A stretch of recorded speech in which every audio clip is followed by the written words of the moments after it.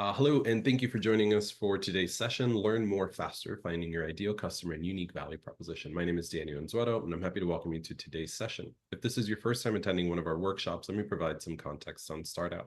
StartOut accelerates the growth of the LGBTQ+ community to drive our economic empowerment, building a world where every LGBTQ+ entrepreneur has equal access to lead, succeed, and shape the workforce of the future. I'm excited to introduce our host for today, Allison Wright, Director of Education at StartOut, who will be interviewing our author, Michael Margolis. The floor is yours, Allison. Thank you so much, Danny, and welcome everybody. It's so great to see you on this Wednesday. I am, again, the Director of Education at StartOut, and I oversee our mentorship and expert office hours programs, and also other learning pathways facilitated through StartOut. I am thrilled to welcome you to this session with Michael Margolis. Michael is a mentor at StartOut, which is our initial connection to Michael. And I'd like to start by introducing him. His background is really just such a fit for so many founders at StartOut. Michael joined Google Ventures in 2010 as the venture industry's first UX research partner.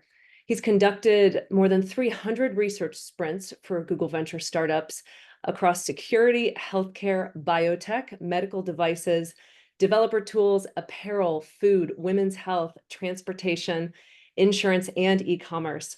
As a UX researcher, he has over 30 years of experience and has boosted conversion, tested new concepts, streamlined workflows, and really evangelized user research to hundreds of companies.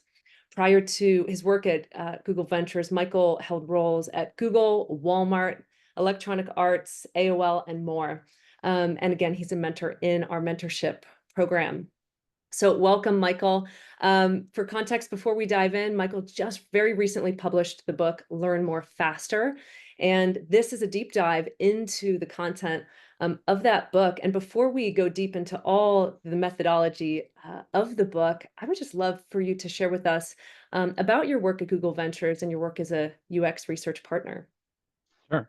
Thank you a ton for doing this and for your interest, for everybody showing up. Excited to have the conversation, be able to support StartOut this way.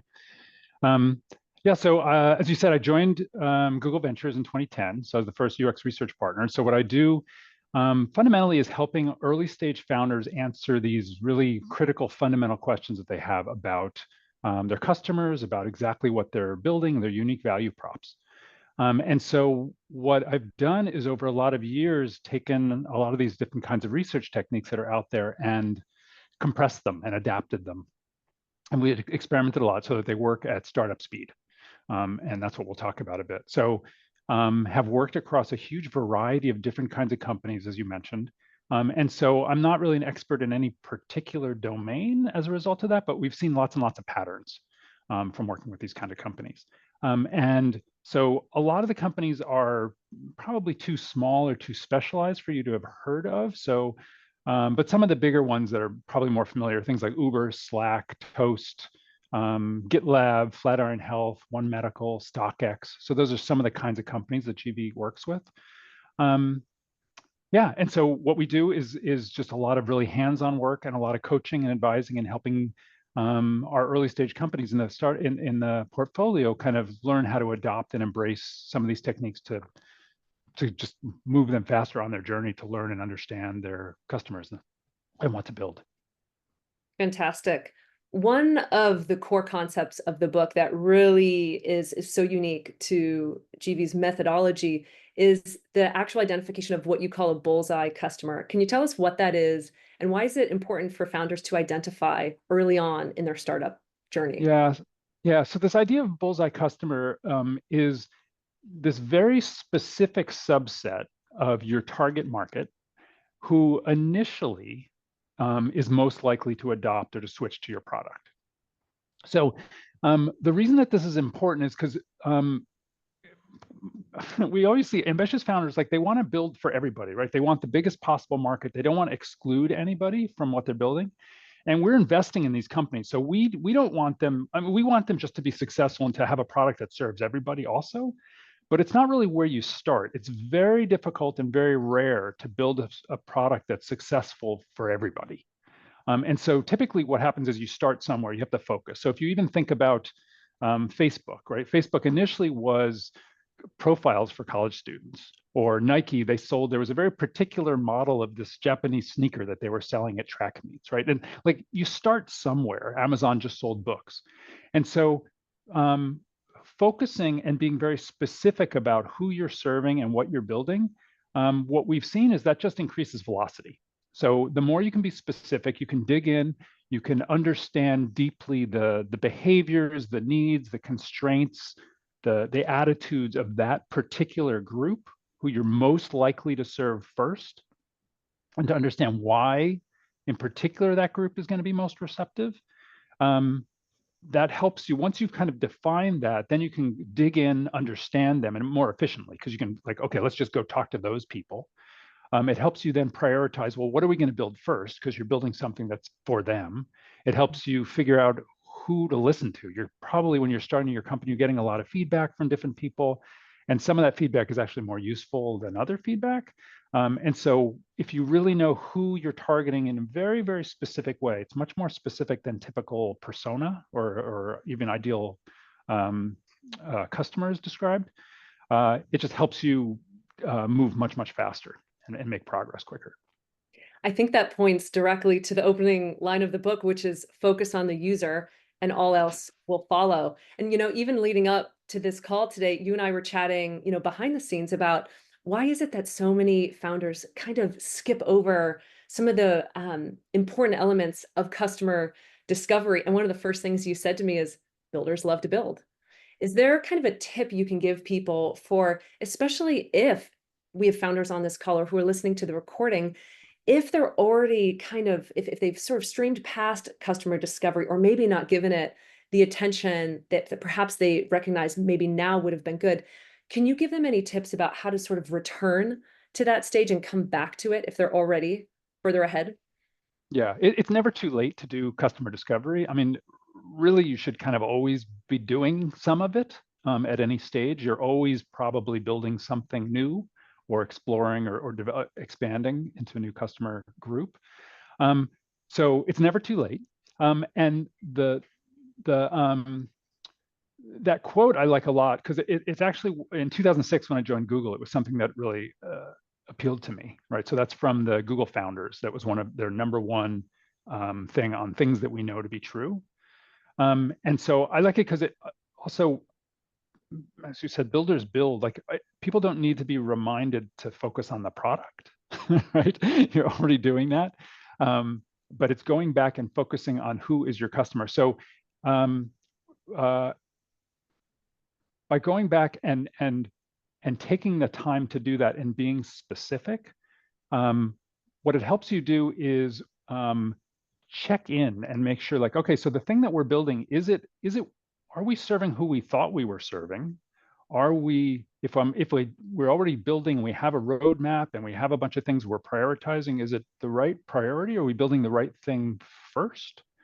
And even just going through these steps of writing down and being very specific about who exactly are we targeting, and some of these other steps that we'll talk through. What I found is just that those steps of kind of preparing to do the interviews and doing some of the research has been really clarifying for a lot of companies. I just, right before this, got off a phone call with a company. We're just in the preparatory stages of doing this. They've launched, they're building, the product is out there. But just going through this and stepping back and stopping and thinking about, like, wait, really, who is the customer that we wanted to go after, is forcing them to like rethink and refocus and get some clarity about, like, oh, right, that's what we meant to do. Is that what we're actually doing? And just kind of gets everybody on the same page. What I'm hearing you say too is, rather than simply launch and learn, which I think is such a kind of motto in the startup ecosystem, it's also launch in the right, if you can launch in the right direction by slowing down at first, what I'm kind of hearing, and I think you are also really beautifully articulate in the book, you can still accelerate. You're not saying don't accelerate and go fast, but you're saying take the time to do this first. Is that right? Yeah, that's right. And when I say take the time, the idea is that this is all meant to be very fast, right? So it's not meant to slow you down. But if you take just a kind of a little bit of time to aim before you shoot, right, before you launch, we've just seen over and over, your progress is just that much faster. If you were to just launch and learn, a lot of people do that. It's expensive, it's slow, it's risky, it's hard to fix if you've launched the wrong thing in the wrong direction, to go back and redo it. And so anytime that you're at a point where you're about to invest a bunch of effort, a bunch of time, a bunch of money, your reputation, especially when you're launching initially, right? You get that first impression. It's a good time to kind of stop and pause and check. So do a quick validation, do some interviews with your Bullseye customer, and make sure that you are going in the right direction. And we worked with, I don't know, just a ton of really amazing founders who are really expert at what they're doing. And part of that is what happens is they have some blind spots. Invariably, we all have certain blind spots. And going through this exercise of doing some kind of rapid customer discovery is a great kind of blind spot detector. And so it's a way, you might think you're fine, and then you do that and you realize, oh, oops, there's almost always, before you launch, there's always something that you'll catch. And if you don't, then you can very confidently move forward, but I can guarantee you're always going to find something. Even after you've launched, you'll catch it. So it's better to fix it as soon as you can. I love it. That makes complete sense. I think this is a great time for us to dive into the formula itself, which is really the core methodology of Google Ventures playbook and of your approach. So you have a 5-3-1 formula for Bullseye Customer Sprints. What is it? How does it work? How would you break it down for everyone? Yeah. So it's 5, 3, and 1. And so that's 5 Bullseye customers, 3 very simple prototypes, and then we conduct interviews with them in just one day with the whole team while they're watching and observing and taking notes, et cetera. And so at a high level, the kind of the essence of this is basically about being very specific about these Bullseye customers, like I described, that initial very specific group. And it's about doing small batches of qualitative customer interviews and compressing them into a pretty tight clump. So like in a day while the whole team is watching. So that's kind of the essence of it.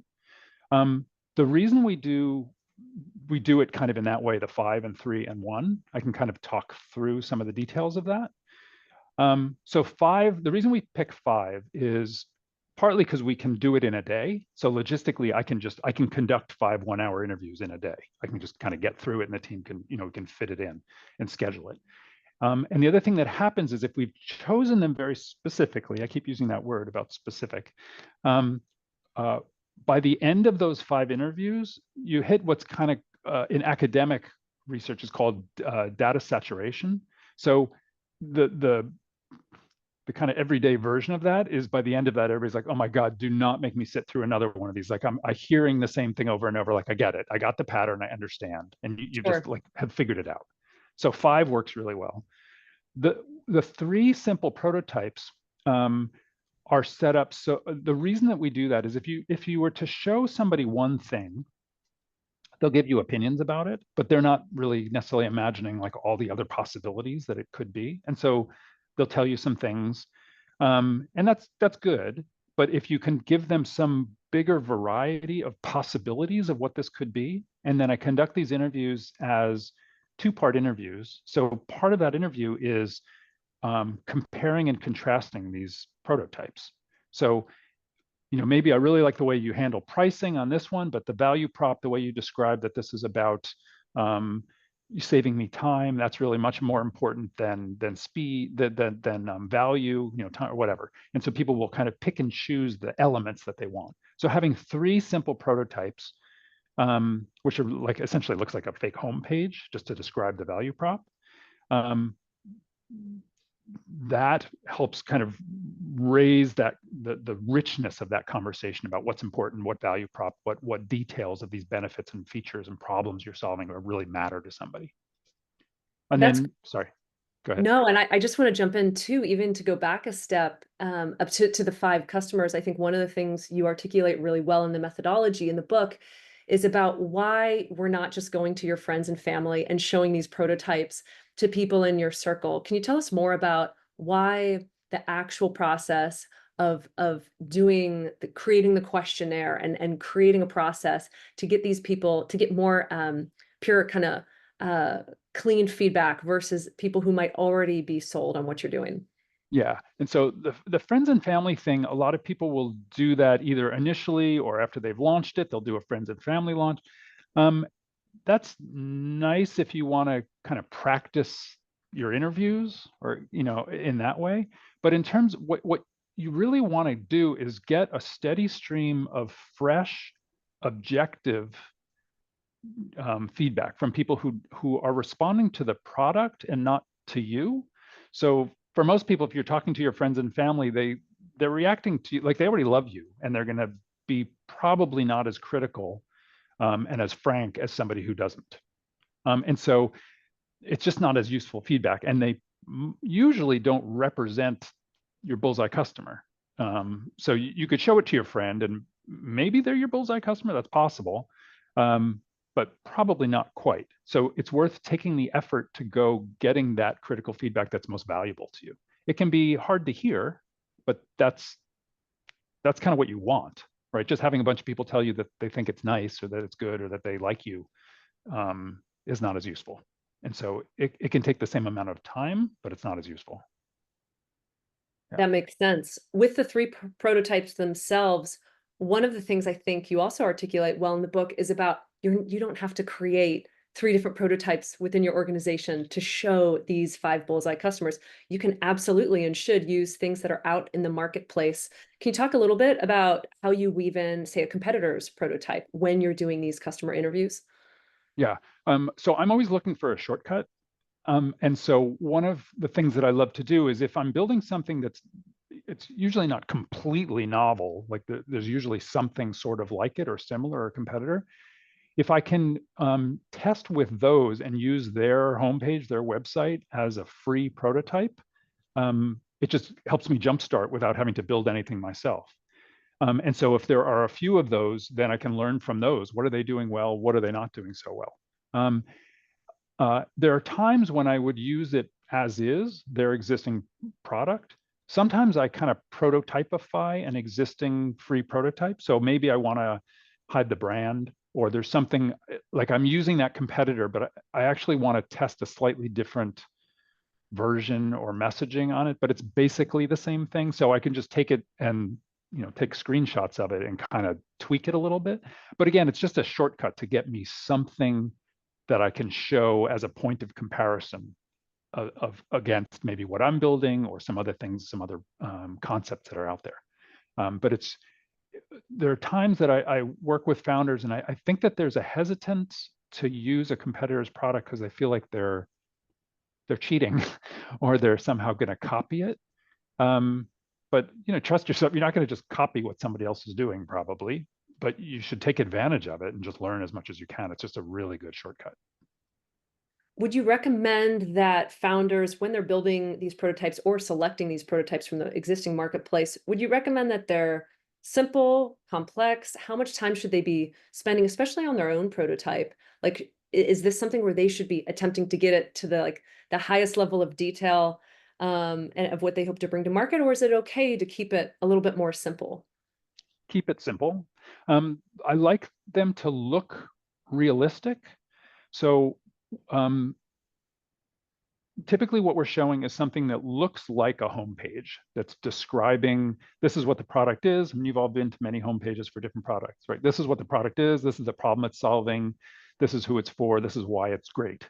And maybe this is how you pay for it, whatever. So I want it to look like that, but often we're creating it in something like Canva or Google Slides or something simple. It doesn't have to be, it's nothing particularly clickable, even. It's just a flat PDF.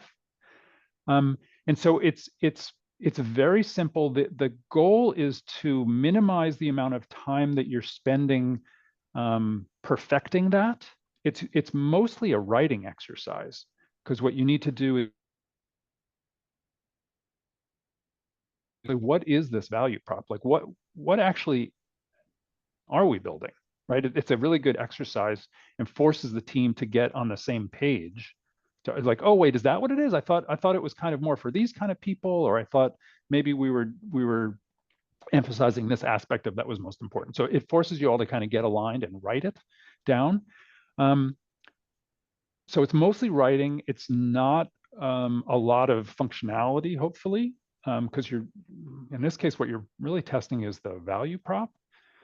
Yeah, so keep it as simple as possible. And part of that is that it makes it so it's easier to throw stuff out. So again, if you have 3 different things that you're building, it helps prevent getting too, sinking too much investment into one thing and getting kind of wed to it. So you want to be willing to yourselves be objective enough that you can throw out stuff, try things like, oh, that wasn't right, that's okay. And if you have one idea that you've really developed and focused on too much, it becomes a lot harder to throw parts of it out when you should. You might learn that you should. What I'm hearing too is keeping that mindset of the researcher and staying curious and not making an assumption that this will be the thing that everyone wants to see from what you've created. Yeah, I think that's exactly right. It's keeping, you're trying to keep your kind of the possibilities open. As you're doing it, you'll do a round of these interviews and you'll refine, and then over time you refine more, right? The idea is that you're building confidence in what you're building, and you're de-risking and kind of figuring out what's important and who is most important. So as you're doing this, you're progressing and you're getting closer and closer to what the thing is.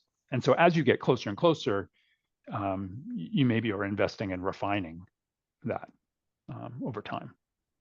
Nick just posted a great question in the chat that I'll bring in because I think it's so relevant to prototyping. Nick said, how do you strike the balance between what you think the customer wants and minimize the development time and showing off something that piques the customer and or investor interest? So one thing that I think is really important is to distinguish what you're doing here from pitching and selling. So this is a different exercise from selling something and pitching what you're doing. And I think that can be really hard for founders because you're so used to pitching the idea, right? You've had to sell your idea to woo a co-founder, to hire people, to get funding, to apply for things. Like you're constantly trying to sell the idea. But what I'm trying to describe is a different mindset. It's a learning mindset. And so this is separate probably from what you're going to be showing your investor. I mean, you might show them like, this is this exercise we're going through, and hopefully they'll be very interested in that. But it's a different thing. And you're not, when you're doing these interviews, this is different from selling to potential customers. You're interviewing customers and you're learning from customers as a separate exercise. So that's how I distinguish those. These are separate, and the mindset you have when you're conducting these interviews and these conversations is really different from when you're selling. You have to be. I literally like put on an interviewer role character when I do these interviews, and I shift my mindset into being like very curious and open and interested rather than pitching. I'm sure our founders would love to hear this, especially I know we have so many founders that start out who have a scalable business model. They have the concept and they're doing everything within their business, and they'll be the ones building these prototypes and really facilitating all of the customer discovery, whether they're a 1-person team or a 3-person team. Sometimes they're doing a bulk of the work. Are there any tips you can give founders about, especially if right now they're, say, it's just a solopreneur, or it's just them and their co-founder? Do you have any interview tips you can give them to help them stay in that research curious mindset where it's just a learning process? Yeah, I think that there are a couple things. So one is, if you're prepping, it's about write down, and the idea of writing things down, we've seen over and over, is actually really valuable. So I kind of say that, but I mean it actually quite literally. Like, make sure you write down what your goals are, what your high level questions are. What am I trying to figure out? What do I wish I knew that would help me move faster? And so when I have that that provides for me, before I go into these conversations, or even when I'm planning for these conversations, it gives me a North Star, right? Like, oh, right, that's why I'm trying to have this conversation. That's what I want to get out of this conversation. So even in the course of when I'm doing them, I'm like, oh, wait, am I learning the thing I wanted to learn? So that is one thing, is just be very clear about what are your assumptions, what's your hypothesis, what are your goals, questions you want to get out of this. I don't mean the questions you're asking the people, but like, what do you want to learn? So that's one thing in terms of prepping. When you're actually conducting the conversations, I literally, when I start these interviews, I literally will like stop, take a deep breath, and it sounds kind of creepy, I suppose, but I literally shift into a different character. Like I'm playing a different role when I'm in researcher mode. And there have been times when my kids have seen that, and they're like, well, I don't know what just happened to dad, because that looks not like the way he talks to me. He's like acting weird. But I take a deep breath, and then I smile, because even if you're on the phone, it changes the way your brain works. It changes the way your voice sounds. And when I'm in that researcher character, it's about being just incredibly curious. Again, I don't have an agenda where I'm trying to sell something. I'm trying to listen and learn, and genuinely want to understand how this person, this organization, whatever I'm talking to, how do they see the world? I'm trying to see it through their eyes, see the product through their eyes. And so that just requires just a lot of curiosity. Like, why is that? You're going to hear stuff that doesn't make sense. You're going to hear stuff that's wrong, that you just know like is factually incorrect. Like, that's not how that thing works. But you want to know, like, why do they see it that way? So it's just really this, I just keep emphasizing, it's just this mindset, this shift. And a thing to watch out for is, it's really common and hard to avoid asking leading questions. Would you use this? Did this seem better? These kinds of questions. Those are very yes, no kinds of questions. A good way to avoid that is to try to start all your questions with who, what, where, when, why, how. It's much harder to ask a leading question if you start it with one of those words. How do you use this? What did you used to do? These kinds of things. And try to ask about very specific examples. So tell me about, when was the last time you did that thing? Right? How did it go? What happened? Why did you do it that way? That sort of thing. And it helps ground people. Otherwise, they start telling you like, oh, people do this. You're like, okay, that is not helpful to me when you start talking. Like you can feel the conversation go to 5,000 feet, 10,000 feet, 15. You know what people want? You know what my brother-in-law would love? Like, okay, this is completely not useful to me. When was the last time you did that thing? Tell me about that. And then like, oh, okay, well, they'll describe the details, and it's often very different from like the grandiose version that they were describing. Yeah. I imagine there have to be instances for startups where you have these 5 customers and you're interviewing them, and you get just kind of, for lack of a better word, almost discordant information, like what you're getting from them as you interview them with the very same questions. What do you do, or what is it an indicator of if you're interviewing these 5 and say, you're just seeing a lot of different answers and you're not getting anything like substantive that you can hang on to for what you should do with your product next? What could that be an indicator of? It could be an indicator of poor recruiting. So I can think of an example where this has happened to me recently. And what happened was we had not done a good job of recruiting Bullseye customers. So what we ended up having were, it was a company that's building basically an AI tool that does a kind of analysis for people who are very, very expert. And so the idea was to like take that expertise and make it available to somebody who is a less expert. And what the company had recruited was some people who were the less expert and some who were very expert. And so it wasn't consistent enough, and it wasn't specific for what we needed to do was talk to the people who were the less expert group who would potentially be able to use this new tool. And so we had this variety of people. And so then the feedback we got was kind of mushy. We're like, it's just different because they had different perspectives and different needs and different experiences. And so it was very unsatisfying feedback. it didn't match, and we didn't understand. And so for me, usually when I'm getting a bunch of kind of mushy feedback and I'm not seeing a pattern, it's often a sign that I didn't recruit. I didn't either define carefully enough or didn't recruit. I wasn't picky enough about how we did the recruiting to ensure that no, really the 5 people who are showing up really are Bullseye customers, and they fit very closely into this core that we wanted. So that's often the biggest reason for that. I think I have 2 follow-up questions to that. That's such a great example of this, in action, of seeing this kind of data come up. If we go up to the top of the 5-3-1 formula, and we go even before the 5 in the recruitment phase, and you talk about the need to define, how do you, ahead of the process of even getting this out there, when you're actually designing the questionnaire that's going to be the thing that helps you, how do you, do you have a framework for how you structure the questionnaire that's kind of can be used across different startups, kind of as a baseline?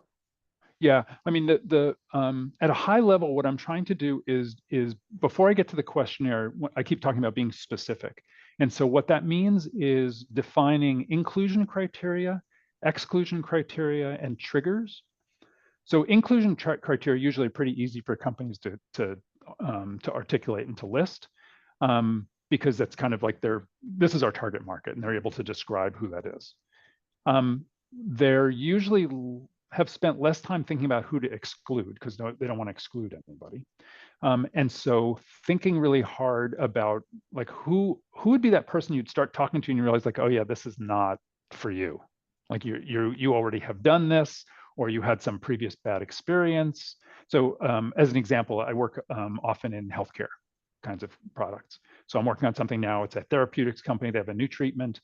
So I'm going to need to exclude people who don't trust Western medicine like that much, right? So that's one where you're like, oh, right. If I started talking to that person, or I hate needles, I'll never do anything as needle. Like, oh, okay, yeah. Like the rest of this interview is not useful.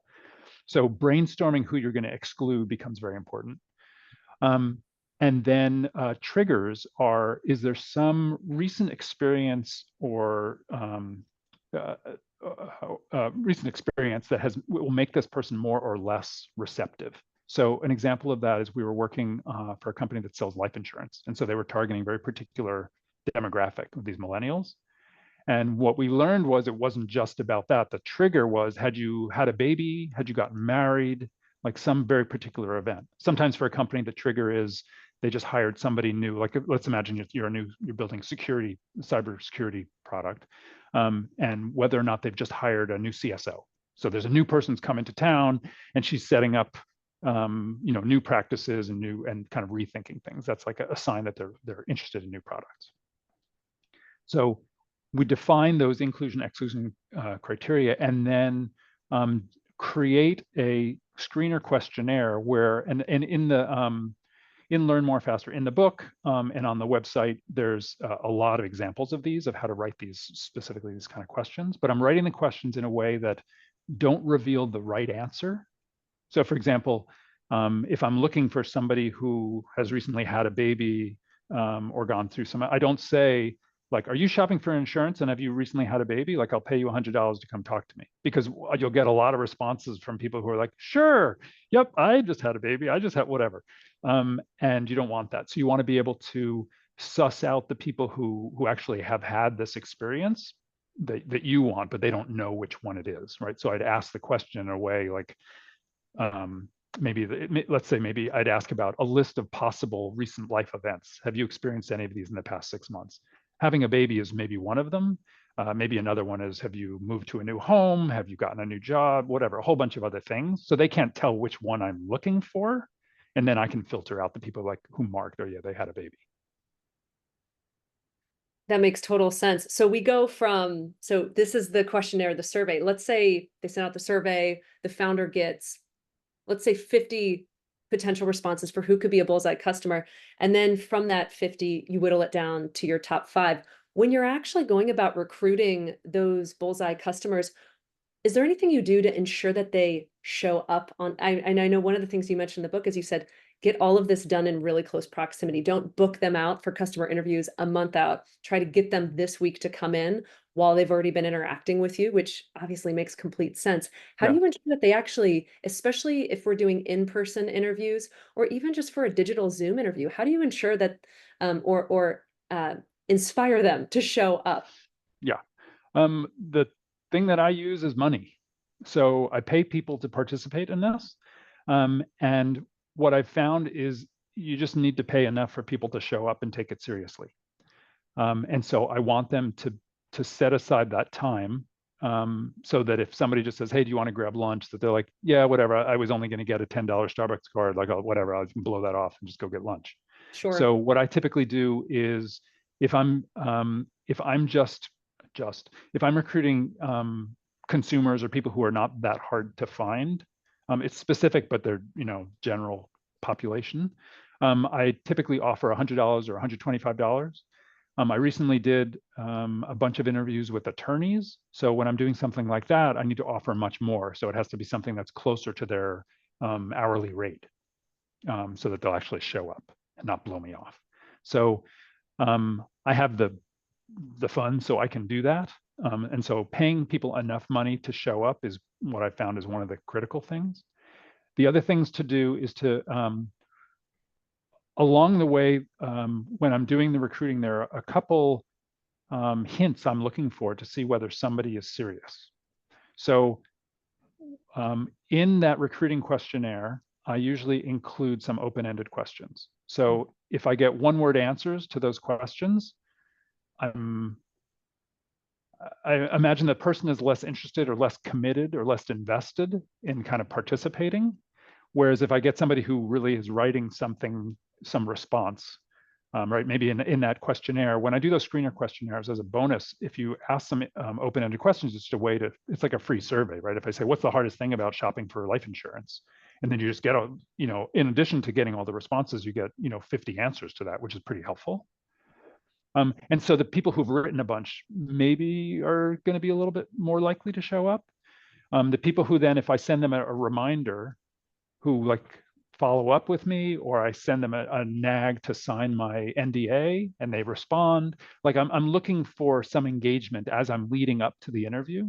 The people who I have to chase down or aren't responding, I get worried that they're maybe less likely to show up. And sometimes if I get to the point where like they're kind of ghosting me on certain things, I'll just swap them out. And they're like, I'm not confident this person's going to show up. So some of those things and those reminders become very important, making sure that you're kind of like, looking forward to seeing you tomorrow. Thanks for your help. One of the other things that I often will do is appeal to their ego. Thank you so much for your help. You're such an expert at this. I really, I couldn't do this without you. Thank you so much. And then for some people, it can be that it's offering them an opportunity to see something new. We're working on this brand new product. We're excited about its new technology. It's a chance to preview some, new product, new technology, something new that we've developed. And so depending on where you're recruiting or what you're doing, that can appeal to somebody. And then making sure that your incentive matches your customer. So what I mean by that is I used to work at Walmart.com. And in retrospect, it seems kind of dumb, but it took me a while to realize I was in the Bay Area. So there weren't a lot of like hardcore Walmart shoppers at the time. It took a while to realize like, oh, I need to be offering Walmart gift cards as the incentive. Because there were some people who would say like, oh, actually, I would much rather an Amazon gift card. Can you give that to me instead? And I realized, oh, you are not a Walmart. Like, if you want the Amazon card, you're not the person I actually want to talk to. Absolutely. Right? So you want to tune the incentive also for the person you're after. I think those are exceptional tips. And I'm also hearing that some good old-fashioned customer support and service is really something to nurture people towards showing up and towards giving you their candid feedback. And I think that was well articulated in the book, which is not only not asking leading questions, but creating an environment where this Bullseye customer feels like they can authentically share what they genuinely think versus any kind of people pleasing or trying to offer something that they think is wanted on the side of the researcher or the founder.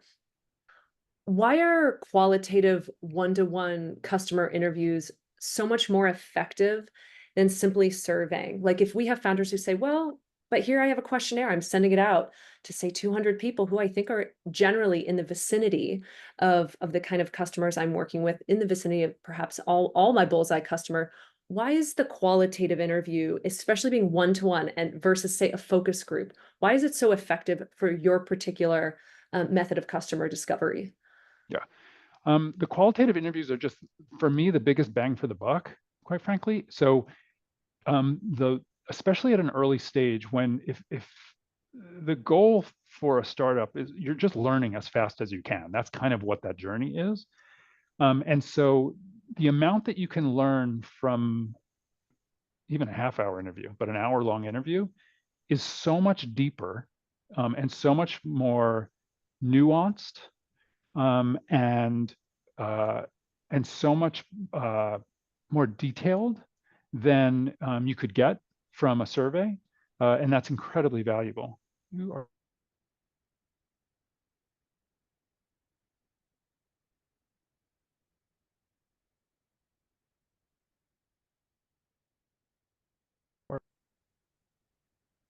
still there? Oh, did I fade out? I've got you back, Yeah. Michael. Okay, good. I lost you for a Little second. internet blip, no worries. Yep. Continue. Okay. So I don't know when I faded out.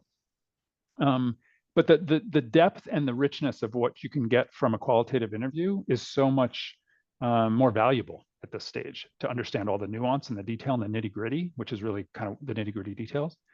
And it allows me to follow up and ask about very specific stories, specific examples, like get that explanation and really see, again, that world through their eyes.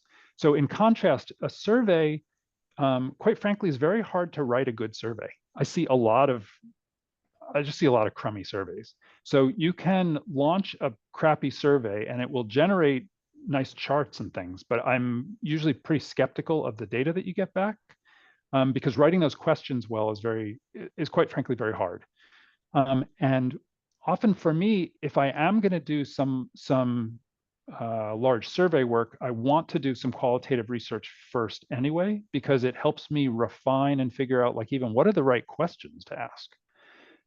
Because after you do the qualitative stuff, you'll realize, oh, I see there's this other detail or this other thing I want to find out about. And so the qualitative is a way to flush out all of these details and the nitty-gritty and the nuance. And then the survey is a way to quantify, like, okay, so this is really interesting pattern I'm seeing from the qualitative.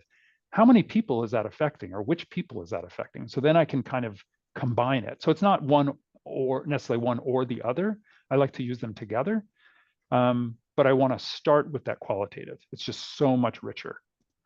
Yeah, it sounds like the ability to go deeper and ask additional questions if clarity is needed, that you have that when you're face to face, even through a screen. Yeah. That makes sense. With the method itself, and I know this is incredibly relevant for some of our early stage founders, again, where if you are a smaller team, you may not have a UX researcher on your team yet, or a UX contractor even.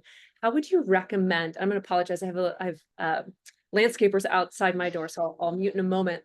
But how would you recommend founders facilitate these interviews? Maybe a modified format if they're a solopreneur, or if they're the one who's going to be doing all the work. They're interviewing 5 people, showing them 3 prototypes in one day. Is there a way to modify this to make it adaptable for them? Yeah, there are a couple things that I think become important.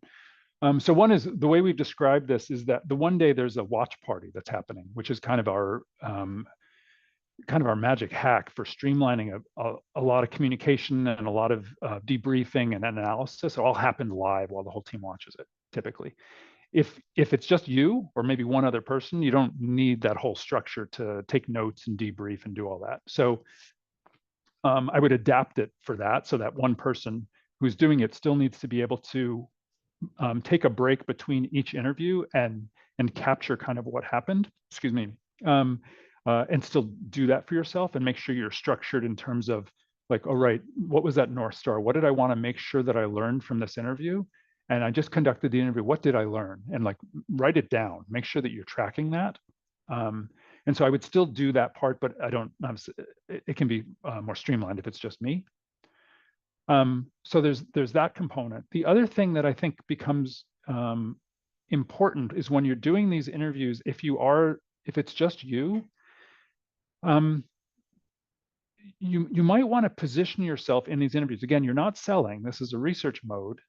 When you're in that mode, you might want to position yourself even not as the founder. So I'm never the founder because I don't have what you guys have. I don't have the audacity it takes to go build these companies like you guys do. So I'm never that person. So I'm always saying, I haven't built this, I haven't designed this. You can't hurt my feelings or flatter me one way or the other. I'm just really interested in like getting very candid feedback. And so I can say that because I never have built anything.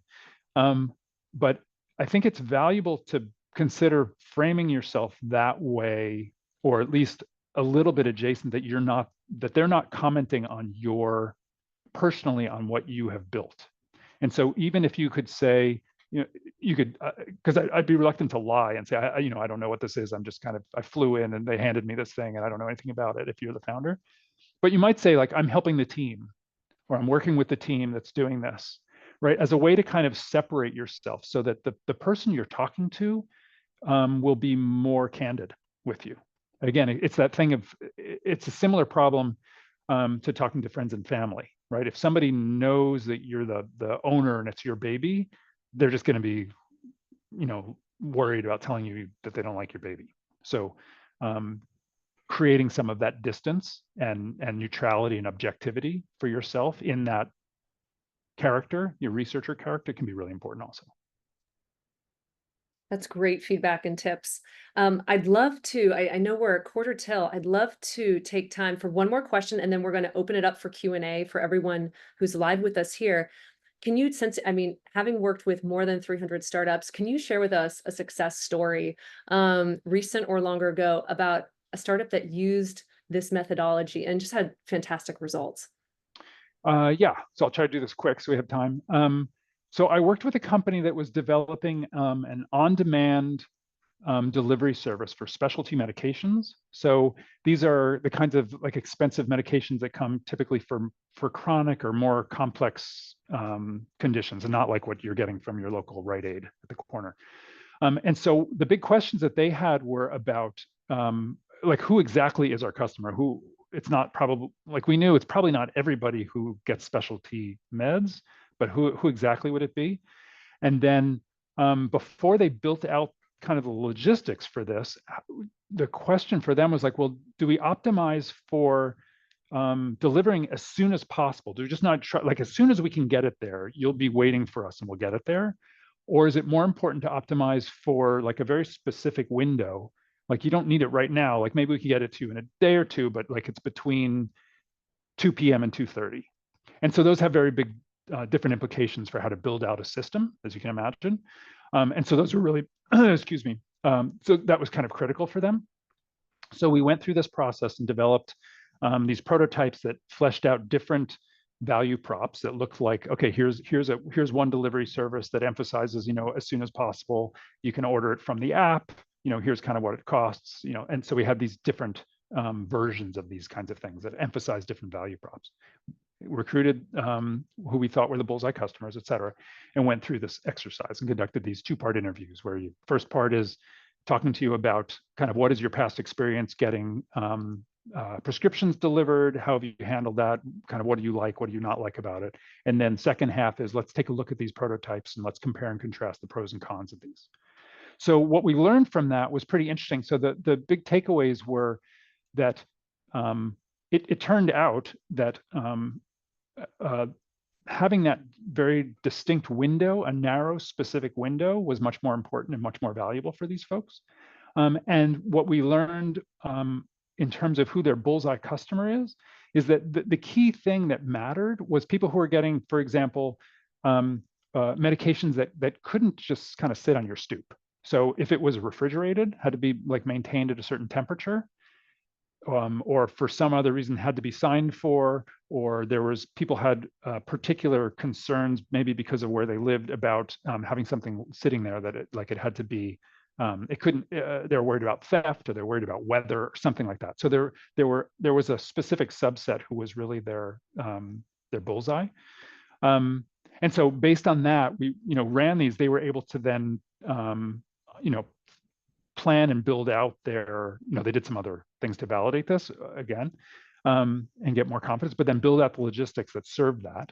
And then be able to target those very specific kind of customers. So all the messaging, all the marketing, everything, and what they're building is like, oh, if this is for cold chain refrigerated things, you can imagine what we need to do to serve that is a little different than something you'd be getting in your mailbox. That's a very fast version of that. No, fantastic example. And I think it also relates to this, the word you keep sharing, which is specificity, and like truly understanding who that customer is and what their needs are. And that's the whole purpose of this process. I'd love to go ahead and shift to our Q&A section. So everyone, you're welcome to post your questions in the chat if you'd rather write them, or you can click the raise hand button. I see we just had a question from Lex Mills. They said, are there any nuances of this approach to take into consideration for food and beverage brands? Interesting. I'm trying to remember when I've worked on food and beverage, which we have. So it depends on what, a lot of these things, it starts with what's the question you're trying to answer. So if you're working on a food and beverage brand and your concern is about taste tests, that's kind of a different exercise. I think it would still apply. You'd still have to make sure that you're getting the feedback from exactly the people you want to get it from. But again, if it's about the meaning of the brand and maybe the problem that you're solving, then I think it still applies. So we've done this. I can think of it. We did work with Bluebottle Coffee. Fundamentally, what they were trying to do was sell more beans online. I don't know if you are familiar with Bluebottle Coffee, and some other packaged goods companies. And so, yeah, I mean, I think it still applies very well. We've also got an earlier question from Nick. Nick asked, what if you're unable to offer financial incentives for showing up for the interviews? Our plan is to come to potential customers with free consulting services as a carrot. Do you have any advice on how to approach people this way without having them be skeptical of what you're doing? Yeah, the consulting services to me would be a tricky one, because what you're offering is kind of a complicated trade, because then they're evaluating you. They're not just giving you feedback on your product, but they're potentially evaluating you about how good are you as a consultant, which you're starting to conflate too many things. I'd worry that you're conflating too many things in terms to help you get valuable feedback. So I guess what I would do is, if you don't have the finances to do it, is to think, like, apply your researchy skills to those customers in terms of what would motivate them and what would be appealing to them. And it could be that for example, some of the kinds of things that I've seen in the past is it could be that people want public credit, right? So I was dealing with, I think it was the oncologist, and they basically wanted to be credited with some, in a particular way, like they wanted professional reputation, that somebody, like we worked with Google Ventures, or we participated in developing a new product. So that was important to them to have some like public recognition. Or sometimes people want some summary of the research when you're done. They want credit in some way. So I think it's about thinking about and experimenting, quite frankly, like what's the thing that people respond to, getting to see something new, some of these other things. But it's hard, and it could if you don't have the money, it will just quite frankly, just take a lot more work to try to find and convince people to help you, and leaning into the help. People often are. They want to feel like they're helping. And so if you can frame it very much like that, like, again, you're the expert and your ego, you're like so wonderful and so smart, and I really would value your feedback. But it's just it'll take more tries and experimenting. But what is it that motivates them, that they value, that you could offer? That's not money. That's landscaping great. services. Landscaping services, there you go. Any other questions for Michael? Feel free to post in the chat or click the raise hand button. You're welcome to just join us live and ask your question directly to Michael. And for some of the ones that I've answered, follow up. If I'm not answering your question well, please let me know. And while we're waiting, one of the things I think many people might have in there, if they've never done customer discovery, and certainly in this approach before, might be asking how many questions should they have in an ideal questionnaire before they bring in those 5 people? What do you typically recommend?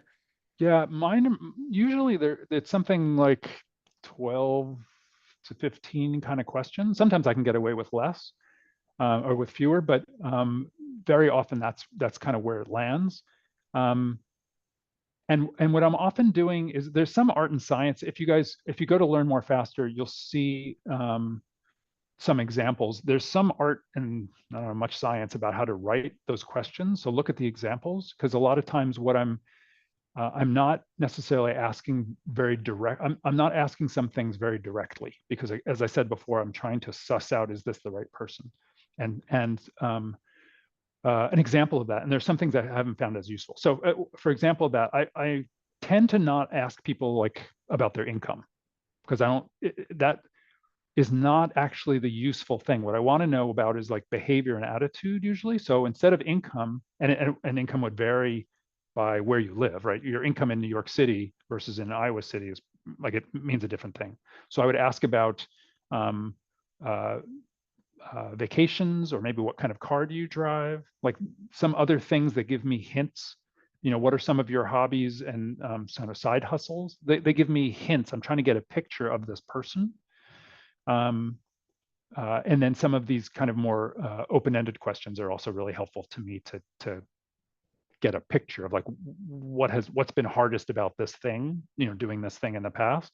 And if people tell me like nothing's been hard about it, it's been great, then I'm like, okay, well, if you're totally satisfied with your solution, then I probably don't need to talk to you. It's the people who are grumpy or unhappy about something that they're doing.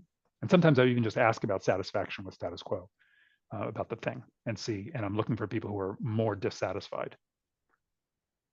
Fantastic. Michael, this has been such a wealth of information. Thank you so much for taking the time with us. Everybody, before you jump, keep in mind, I want to point out that a digital copy of Michael's book is available for free. Go to learnmorefaster.com.